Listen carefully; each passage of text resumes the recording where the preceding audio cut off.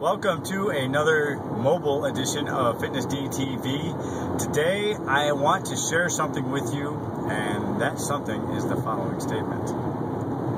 Sweat is body fat leaving the body. So whenever you sweat, you're losing body fat.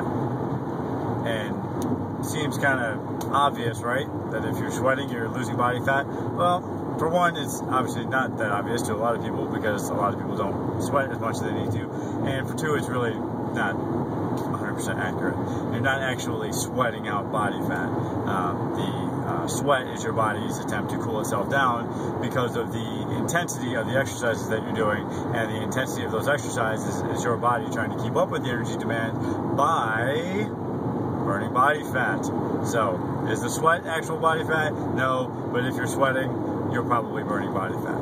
There's some factors that go into it, but as a general rule, if you're exercising and you're also sweating at the same time, unless you are jacked up on carbohydrates, which you shouldn't be, you are using body fat for at least a portion of the energy for that workout session. So sweat is body fat leaving the body. And why is that relevant? Why was that worth the video? Well, because a lot of you aren't sweating, okay? Or you're not sweating enough when you're going out there. Two big examples. You see it all the time. Bike riding and walking. Okay? You hear this all the time. What are you doing to try to lose weight? Oh, I'm eating a lot better than I used to. You know, I'm doing this, I'm doing that, I'm not eating this, I'm eating this. Great, that's awesome. What are you doing for exercise? Oh, I go for a walk every night after dinner. Really, every night? Yeah, that's great. How fast are you walking? Oh, not that fast. In fact, not fast enough to break a sweat. Strolling around your neighborhood after dinner is not exercise, okay? It's not exercise if you're trying to lose weight anyway. If you're just trying to, get the blood flow going and just, maintain some circulation, then yeah, absolutely. If you're 80 years old and your doctor told you to get some exercise every day, yeah, a walk every night after dinner is a great idea, okay? But if you're trying to lose weight, walking is not exercise, all right?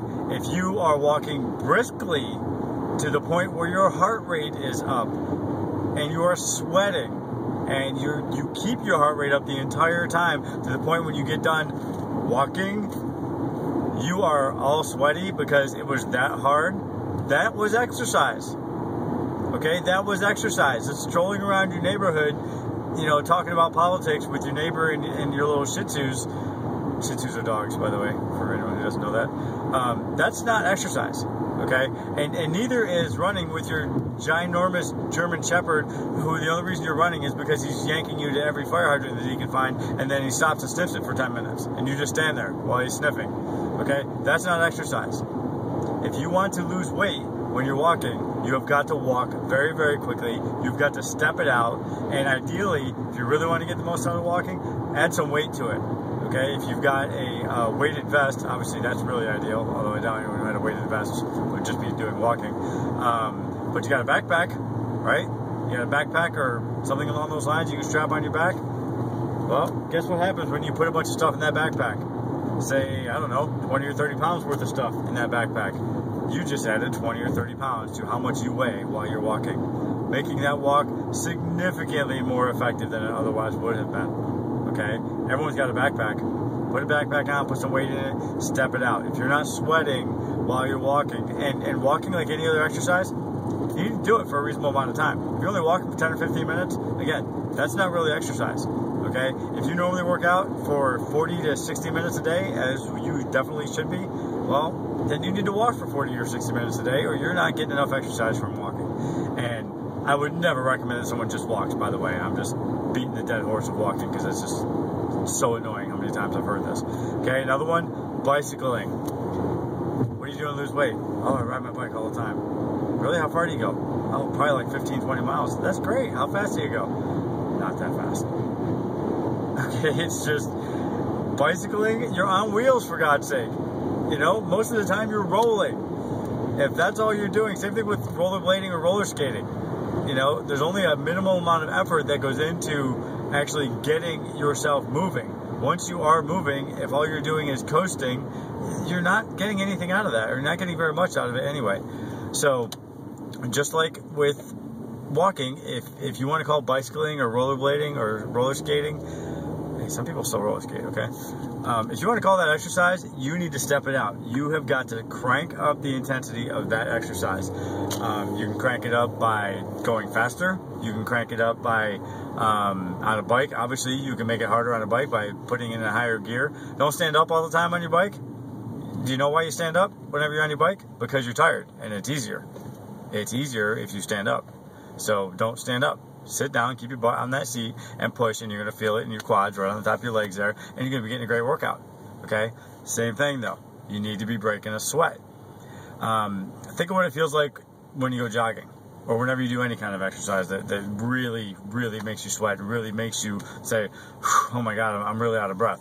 Okay? That's how you should feel when you're walking, when you're biking, when you're rollerblading. If you don't feel that way, you're not exercising intensely enough. Okay, so if your answer to the question is, what kind of exercise program are you on, is I walk every night after dinner, or I take my bike out and I ride 15 miles, okay, is that better than sitting on the couch and doing nothing? Absolutely, it's significantly better. However, is it enough? No, it's not, especially not over the long term. You know, initially, you'll probably lose some weight from doing that if you've been almost completely sedentary beforehand. When you first ride 15 miles on your bike the first couple of times, when you first go for that walk around your neighborhood the first couple of times, you are going to lose some weight because your body's not used to it. But once your body gets used to it, you're going to see no real continued weight loss out of that because your body knows how to do it, and not to put too fine a point on it, it's just really not that hard. Okay, so I'm here to keep it real, as always. If you want to lose weight, you need to do something that's going to be hard. Okay, if it's not a challenge, you're not going to get anything out of it. It's just that simple. So take that knowledge, go for a walk around your neighborhood, go for a bike ride, get out your rollerblades, whatever you got. Don't come home until you've worked up a sweat. All right, that's it for today on Fitness DTV.